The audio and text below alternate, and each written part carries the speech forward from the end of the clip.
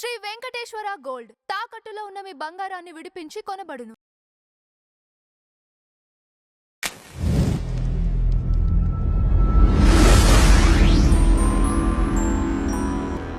Madam నమస్కారం. నమస్తే అండి. రేణు దేశాయ్ గారు ప్రెస్ మీట్ పెట్టడం జరిగింది. ఆ ప్రెస్ మీట్‌లో యాంకర్ రష్మి ఇట్లా కొంతమంది పాల్గొనటం జరిగింది. వీళ్ళంతా వీధి కుక్కల గురించి మాట్లాడుతూ ఆవిడ చాలా అంటే చాలా ఫైర్ అయ్యారు మీడియా పైన. ఇంకా మగవాళ్ళని, రేపులని అసలు సంబంధం లేకుండా చాలా వ్యాఖ్యలు చేశారు. ఈ వ్యాఖ్యల పైన మీ అభిప్రాయం ఏంటి? అంటే ఆవిడ ఎందుకు మరి నేను ఫస్ట్ అంటే అవి చూసి ఎవరికో ఏదో అయిపోయిందేమో, లేదు అనసూయ గారి టాపిక్ నడుస్తుంది కదా, దాని మీద ఆవిడ స్పందిస్తున్నారు అనుకున్నా. ఓకే. అనుకుని పెట్టి చూస్తే వీధి కుక్కల గురించి మాట్లాడుతున్నారు ఆవిడ. వీధి కుక్కల్ని అందరం కూడా బాగా చూసుకుంటాము. కానీ ఒక్కసారి మా ఏరియాలకు వచ్చి చూడండి ప్రసన్న గారు, సీరియస్లీ భయం వేస్తుంది.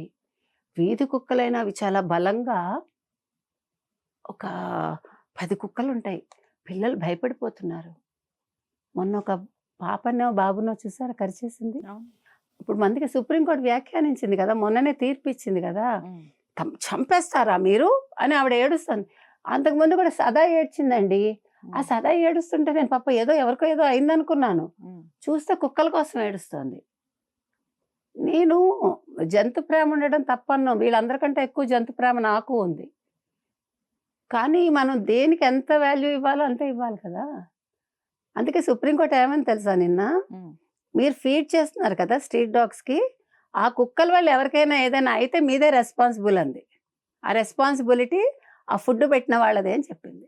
నేను గతంలో ఇదే మాట అన్నాను, మీకు గుర్తుంటే కనుక. అయితే మనం కుక్కల్ని పెంచుతున్నాం కరెక్టే, మీరందరూ ఇప్పుడు నేను ఏమన్నారు ఆవిడ, నేను రాత్రి 11ంటికి వచ్చాను కాశీ నుంచి. రాత్రి నేను వీధిలో ఉన్నాను, నేను నా చుట్టూ ఒక 5 కుక్కలు వచ్చేసాయి.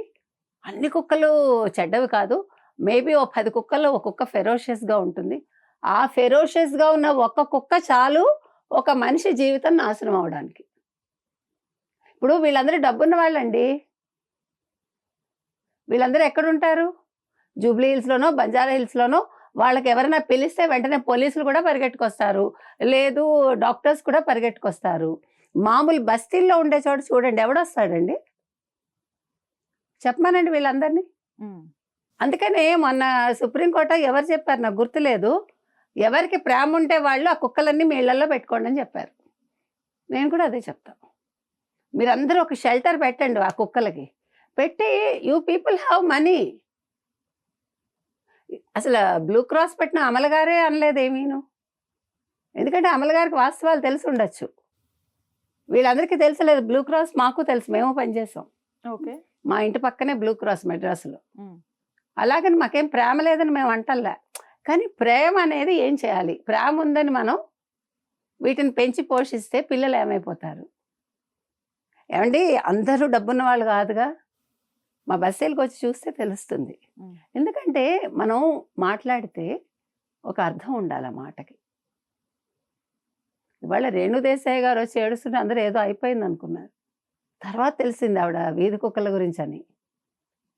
నేనేమి, మీరు అందరూ అభిమానం చూపించండి, రష్మి గారు అభిమానం చూపించండి, మీరందరూ తలో 10 కుక్కలు తీసుకెళ్ళి పెంచుకోండి. ఇట్లా ఏడ్చే వాళ్ళందరూ ఆ కుక్కల్ని తీసుకెళ్ళి ఫీడ్ చేయండి. మొత్తం ఎంత జనాభా ఉందో నాకు తెలియదు భారతదేశంలో కుక్కల జనాభా, అంటే స్ట్రీట్ డాగ్స్. ఒకసారి ఇంకా నేను రీసెర్చ్ చేస్తాను. వాటన్నింటినీ మీరు పంచుకోండి. ఇప్పుడు అనాథ పిల్లల్ని మీరు అందరూ పోషిస్తారు కదా కొంతమంది, అట్లా వీధి కుక్కల్ని అందరూ పోషించండి. కానీ వాటిని రోడ్డు మీద వదలకండి దయచేసి.